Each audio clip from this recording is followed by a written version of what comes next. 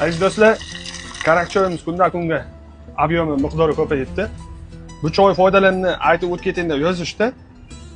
Endi bu choy foydalariga to'xtalsa, yurak qon tomirlariga, asab tizimiga, energiya berishi bu qora choyi. Yana bitta xususiyati tishda tosh yig'ishini pasaytirar ekan. Sut bilan qora choy ancha bu milklarni mustahkamlab, tish uchun foydasi bor, mikrobakteriyalardan tozalagan. Antioksidantlarga juda ham boy, hazm tizimini yaxshilaydi. Qon aylanishini yaxshilar ekan. Men ham o'zim ichib ancha o'rgandim, o'zim onamga ham yoqib qolgan. Haligi ba'zida reklamada o'shiroqlarga gaplar bilan muntazam ichib, miqdorini me'yorida iste'mol qilinsa, hamma narsani ham foydasini topsa bo'ladi. O'sha me'yorni nazorat qila bilish kerak. Bizni choylarni ichib, mehmon bo'lishi, obuna bo'lishni unutmang.